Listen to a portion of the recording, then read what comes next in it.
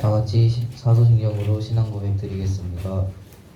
전능하사 천지를 만드신 하나님 아버지를 내가 믿사오며 그 외아들 우리 주 예수 그리스도를 믿사오니 이는 성령으로 잉태하사 동정녀 마리아에게 나시고 우리요 빌라들에게 고난을 받으사 십자가에 못 박혀 죽으시고 장사한 지 사흘 만에 죽은 자 가운데서 다시 살아나시며 하늘에 오르사 전능하신 하나님 우편에 앉아 계시다가 걸려서 산자와 죽은 자를 심판하러 오시리라. 성경을 믿사오며 거룩한 공의와 성도가 서로 교통하는 것과 죄를 사하여 주시는 것과 몸이 다시 사는 것과 영원히 사는 것을 믿사옵나이다. 아멘. 찬송가 202장입니다.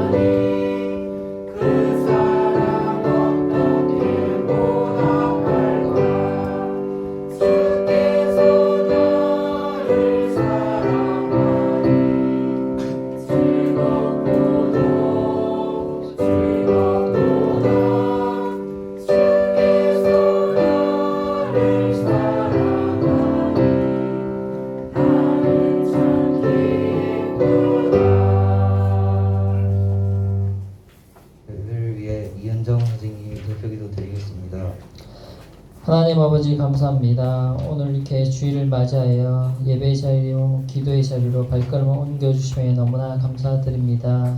저희들이 일주일 동안 살아왔던 건 하나님 말씀으로 살아갈 수 있도록 하여 주시고 오늘 들리는 하나님의 그 말씀이 저희들이 마음의 심령의 믿음의 씨앗으로 자라나길 원합니다.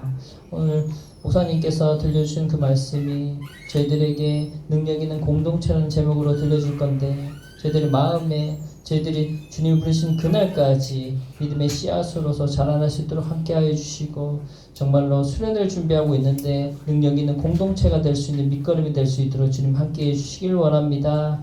너무나 부족하지만 저희들이 살아갈 때 하나님께서 함께해 주시고 하나님이 항상 살아계심이 능력하심이 느껴지는 그런 예배가 삶이 될 수 있도록 함께해 주세요. 감사합니다. 이 모든 것 살아계신 예수님의 이름으로 기도합니다. 아멘.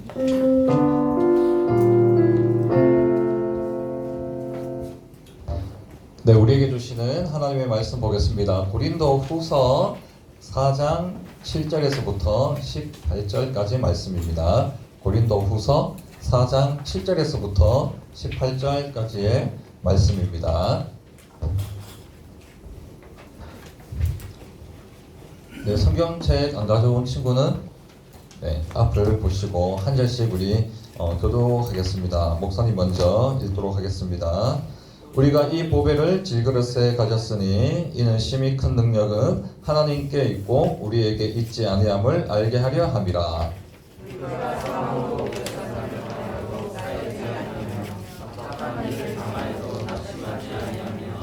박해를 받아도 버림받지 아니하며 거꾸로 뜨림을 당하여도 망하지 아니하고 우리가 항상 예수의 죽음을 몸에 짊어지는 예수의 생명이 또한 우리 몸에 나타나게 하느니라. 우리 살아있는 자가 항상 예수를 위하여 죽음에 넘겨짐은 예수의 생명이 또한 우리 죽을 육체에 나타나게 하려 함이라.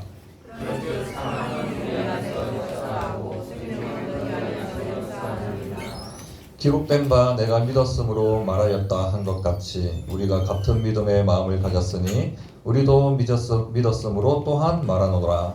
주 예수를 다시 살리시니가 예수와 함께 우리도 다시 살리사 너희와 함께 그 앞에 서게 하실 줄을 아노라. 이는 모든 것이 너희를 위함이니 많은 사람의 감사로 말미암아 은혜가 더하여 넘쳐서 하나님께 영광을 돌리게 하려 함이라. 그러므로 우리가 낙심하지 아니하노니 우리의 낯선 날마다 우리의 속사람은 날로 새로워지도다. 우리가 잠시 받는 환난에 격한 것이 지극히 크고 영원한 영광에 중한 것을 우리에게 이루게 함이니 우리가 주목하는 것은 보이는 것이 아니요 보이지 않는 것이니 보이는 것은 잠깐이요 보이지 않는 것은 영원함이라. 아멘. 네, 오늘 본문은 고린도 후서입니다. 고린도 후서.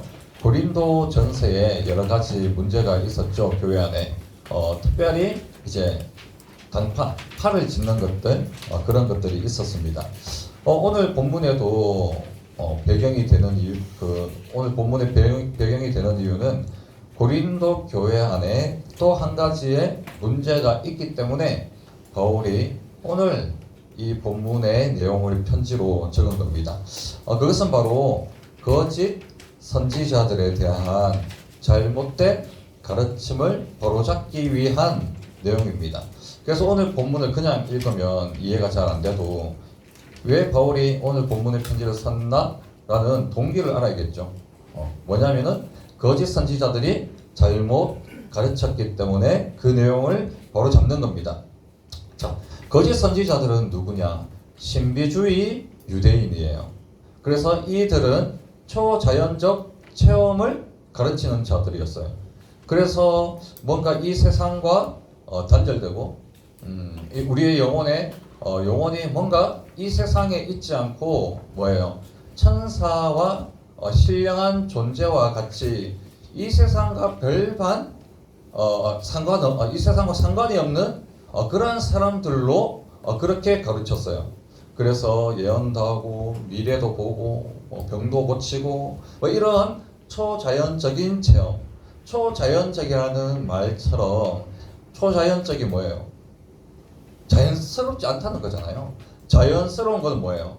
지극히 당연한 거죠. 그죠? 당연한 거죠. 법칙이에요. 법칙. 이 자연의 법칙을 거슬러서 당연하지 않는 삶을 살도록 유혹하는 그러한 사람들이었다라는 겁니다. 병이 들면 병이 드는 거고, 뭔가 일이 잘못되면 잘못되는 거고, 그죠? 내 상황이 내가 노력하지 않았으면 노력하지 않은 그 결과를 당연히 받는 것이 일반적인 법칙이에요. 그런데 이것을 벗어나고자 했다라는 거죠. 그리고 또 한 가지는 이 사람들은 종말론적 시당을 가졌어요. 그래서 이 세상이 어느 순간에 일찍이 이제 망할 때가 다가왔다 이러면서 이제 성도들에게 공포심이라면 공포심이고 종말론적인 신앙을 살도록 가르친 거예요. 그러니까 종말론은 좋은 의미에서 보면 좋은 거잖아요. 예수님 오시니까 우리가 똑바로 살자. 신앙을 바로잡자. 그런데 종말론이 살짝 비틀어지면 어떻게 됩니까? 현실을 부정하게 돼요. 왜? 예수님 곧 오시는데 곧 오시는 내가 공부해서 뭐예요? 예수님 곧 오시는데 뭐 공부해서 뭐예요? 내가 열심히 노력하면 뭐해? 내가 돈을 모으면 뭐예요? 예수님이 다시 오시잖아요. 다시 오시면 이 세상이 종말이 오는데 현실을 부정하게 됩니다. 현실이 부정하게 되어서 그래서 이제 회의주의에 빠져. 정확한 말로는 회의주의. 이제 이거 해서 뭐해? 이러한 마음을 가지고 현실을 부정하도록 현실에 맞는 삶을 살지 못하도록 이 거짓 선지자들이 가르쳤기 때문에 바울이 오늘 본문을 통해서 현실을 말해주는 겁니다. 현실을. 자, 7절이에요. 7절. 우리가 이 보배를 질그릇에 가졌으니 이는 심히 큰 능력은 하나님께 있고 우리에게 있지 아니함을 알게 하려 함이라. 자, 여기 보세요. 우리가 보배를 일단 가졌다. 보배를 가졌다. 그리고 보배를 어디에 가졌어요? 질그릇에 가지고 있다. 근데 이 질그릇은 바로 우리다 라고 이야기하는 거죠. 차차 한번 봅시다. 보배는 뭔가요? 보배는 뭐냐면은 우리 6절에 있어요. 6절에 하나님의 영광을 아는 빛을 이야기해요.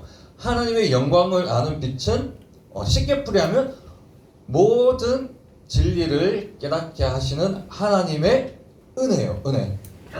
하나님의 은혜. 그러니까 모든 진리를 깨닫게 하시는 하나님의 이 은혜를 하나님의 영광을 아는 빛이라고 그렇게 생각하시면 돼요. 이러한 은혜를, 이러한 보배를 어디에? 질그릇에 하나님이 담아두셨다. 질그릇에. 질그릇은 뭐예요? 저와 여러분들처럼 예수님을 믿는 성도들, 신자들을 이야기해요. 그러면 이 질그릇이 뭔가요? 이 질그릇 지금 보이는 것이 질그릇이거든요. 질그릇은 점토나 흙으로 만든 그릇을 이야기해요. 저도 얼마 전에 컵을 2개나 깨뜨려 먹었어요. 얇으니까 깨어지더라고요. 그런데 쿠팡에 들어가니까 뭐 한 8,000원, 6,000원만 주니까 아주 두꺼운 좋은 컵들이 있더라고요.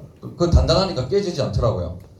흙그릇도 마찬가지로 질그릇도 깨어지면 떨어뜨리면 깨어지기 십상이고 또 금이 가거나 그러한 그릇이죠. 그래서 일단 값이 싸요. 잘 깨어지니까 값이 싸. 그래서 중요하지 않는 사람이나 지위가 낮은 사람이나 중요하지 않는 것들을 담는 용도로 쓰이겠죠. 근데 그 반면에 보시는 것과 같이 금그릇이 금그릇은 상대적으로 비싼 그릇이죠. 금그릇. 그러면 이 금그릇은 지위가 높은 사람들, 돈이 있는 사람들, 왜냐 비싸기 때문에. 그리고 떨어져도 잘 깨어지지가 않죠. 오랫동안 갑니다. 특히 금은 변하지 않는 걸로 유명하죠. 변하지 않습니다. 그래서 우리 치아에 많이 하잖아요. 치아에 하잖아요.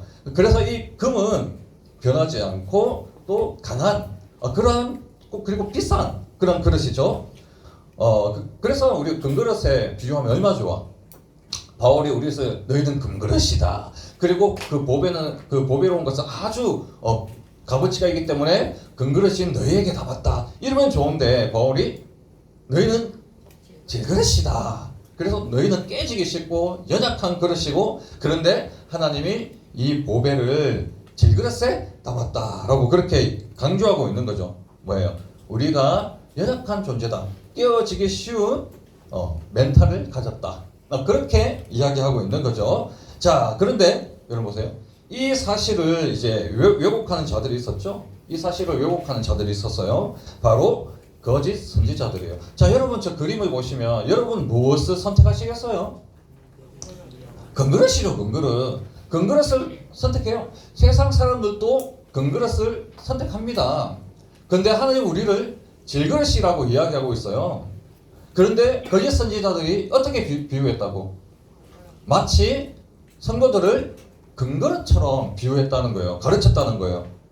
우리는 질그릇인데 연약하고 깨어지기 쉬운 그런 존재들인데 이 금그릇에 성도들을 비유하듯이 거짓 선지자들은 우리 성도들의 삶이, 저와 여러분들의 삶이 초자연적 체험이나 이 은사들로 통해서 이 현실을 벗어날 수 있는 것처럼 유혹했다는 거예요.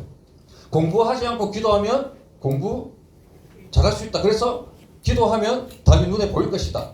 라든지 아니 열심히 자기 개발도 하지 않으면서 하나님께 기도하고 나아가면 우리는 언젠가는 성공할 수 있다. 이렇게 현실을 도피하게 만드는, 그래서 금그릇이 아닌데 마치 금그릇이 될 것처럼 혹은 금그릇인 것처럼 그렇게 가르쳤다라는 거죠. 그러면 현실과 동떨어진 삶을 살 수밖에 없는 겁니다. 자, 그러면 성도들에게 당연히 찾아오는 성도들의 당연한 삶은 어떤 삶이었을까요? 자, 8절에서 바울이 이야기하고 있죠. 자, 8절입니다. 우리가 사방으로 우겨삼을 당하여도 쌓이지 아니하며 답답한 일을 당하여도 낙심하지 아니하며라고 기록하고 있어요. 자, 먼저는 우겨삼, 이거는 있잖아요. 쌈이 아니에요. 예. 쌈장에 발라서 쌈장 찍어서 이렇게 먹는 그 쌈이 아닙니다. 상추로 먹는 쌈이 아니고 우겨쌈은 무슨 쌈이에요? 무슨 쌈? 외부에서 압박을 당하는 그러한 말을 그러한 것을 이야기하는 거예요. 즉 구석으로 코너에 몰리는 거예요. 심리적인 심각한 외부의 압박을 이야기해요. 그러니까 어떻게 돼요? 답답하죠. 그래서 아무런 대책이 없는 것을 답답한 일.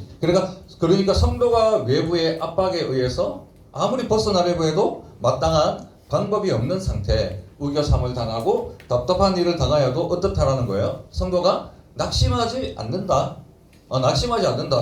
질그릇은 깨어지기 쉽죠. 연약하죠. 그러니까 멘탈이 나갈 거예요, 그죠?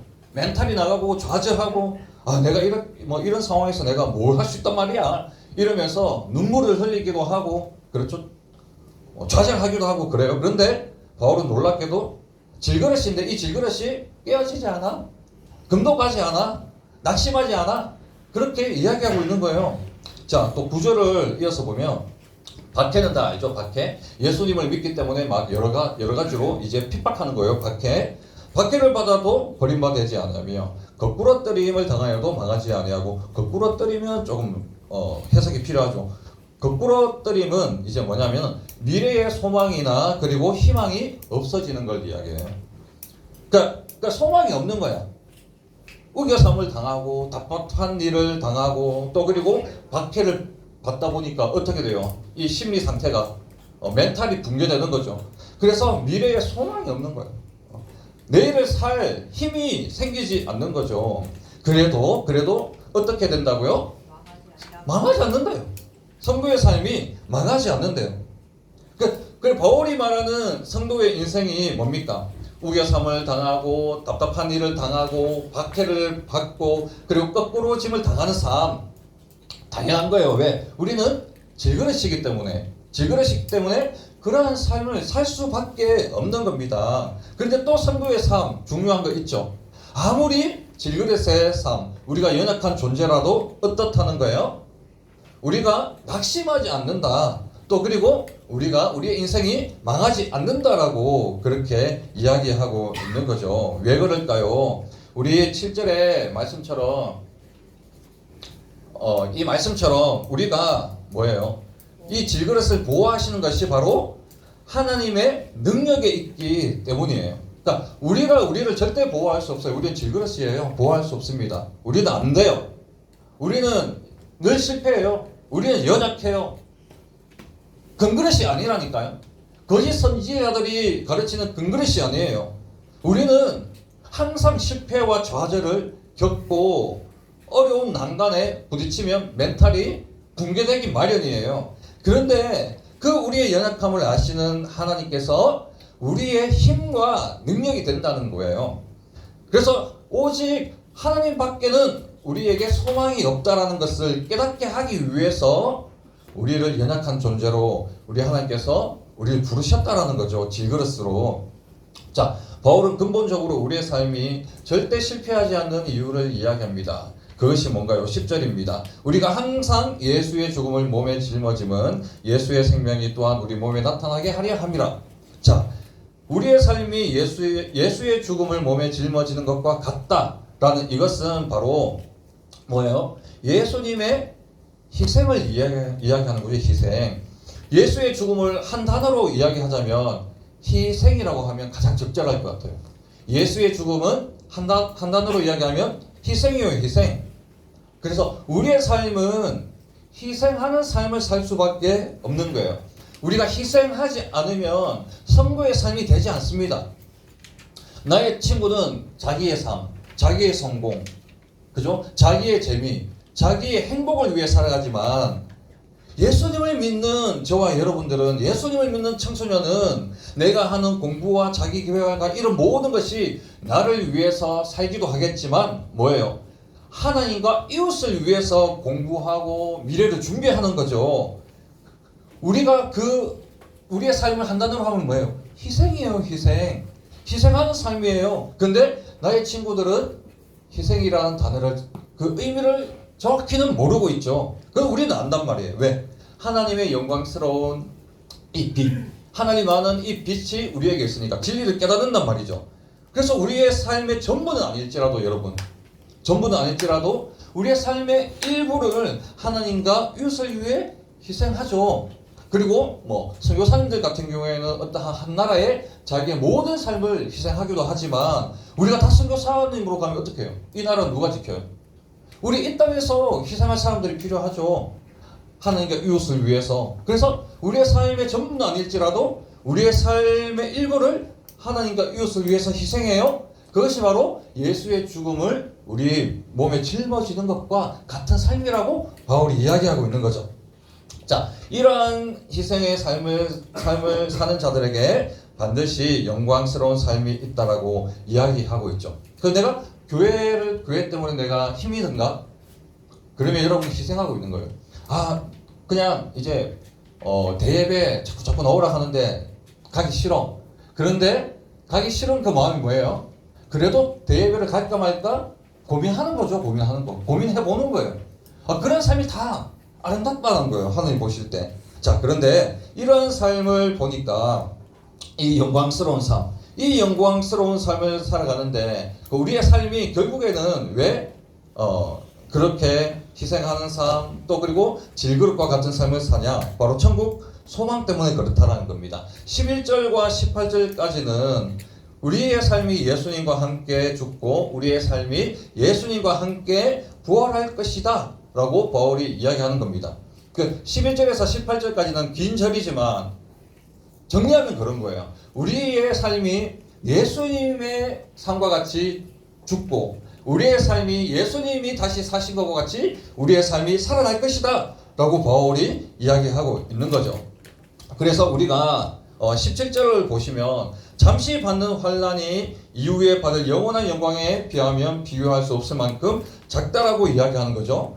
그래서 우리가 항상 눈에 보이는 것이 아니라 눈에 보이지 않는 영원한 영광을 보며 살아가야 한다라고 바울은 이야기하고 있어요.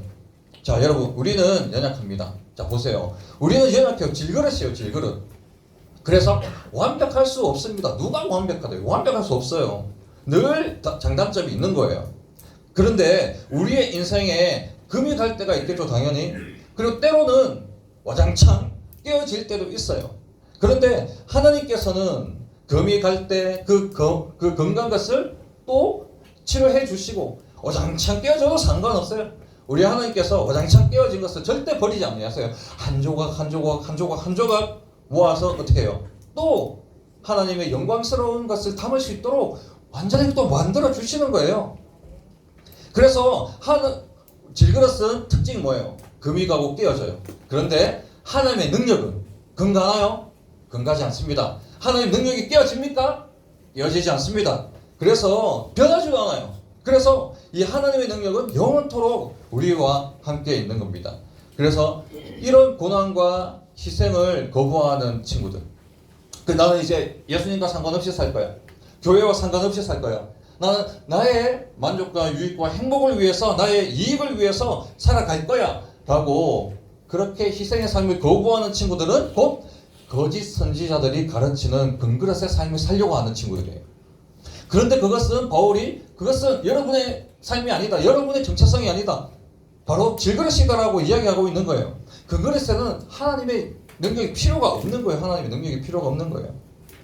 자, 그리고 이 거짓 선지자들이 가르치는 삶을 우리가 반대하고 화려한 금그릇이 아니라 하나님의 능력으로 살아가는 삶, 저와 여러분들이 질그릇과 같은 연약한 존재라는 것을 잘 기억하고 날마다 우리의 힘과 능력 대신 하나님께 도움을 요청하고 의지하는 삶을 살아가길 바랍니다. 그것이 바로 올바른 신앙인의 삶이고, 여러분들이 금그릇이 아니라 정말 질그릇의 삶으로 하나님의 능력의 힘을 입어서 올바른 신앙인의 길을 걸어갈 수 있는 우리 중등부 형제자매들 다 되시길 예수님의 이름으로 간절히 소망합니다. 하나님 감사합니다. 또 오늘 이렇게 주님께서 우리가 금그릇이 아니라 질그릇의 삶이라는 것을 알게 해주셨습니다. 우리의 세상 친구들은, 또 많은 사람들은 자신들이 금그릇이 되기 위하여 고군분투하고 살아가고 있습니다. 그러나 하나님은 우리를 질그릇으로 부르셨고, 언제나 우리가 연약하고 깨어지기 쉬운 존재이기 때문에 하나님이 반드시 필요하다라는 것을 깨닫게 해주셨습니다. 마치 자기가 금그릇인 것 마냥 착각하고 하나님의 도움의 손길이 전혀 필요 없는 것처럼 살아가고 있었던 우리 중등부 형제 자매들이 있다면, 오늘 이 시간 하나님께 도움을 요청하고 하나님께 간절히 구하며 나아갈 수 있는 우리 친구들 될 수 있도록 주님 축복하여 주시옵소서. 그래서 자신의 힘과 능력이 아니라 하나님의 힘과 능력으로 살아가는 참된 질그릇으로의 삶을 살아갈 수 있는 우리 친구들 다 될 수 있도록 축복하여 주옵소서. 11조 드립니다. 오은별 친구, 또 감사헌금 드립니다. 건강하게 지켜주셔서 감사합니다. 이지호 친구 감사헌금 드립니다. 그리고 많은 친구들이 주일헌금 드렸습니다. 하나님 드린 손길 위에 우리 하나님의 능력과 하나님의 힘이 함께 할 수 있도록 주님 붙들어 주옵소서. 감사를 드리며 예수님의 이름으로 기도하옵나이다. 아멘.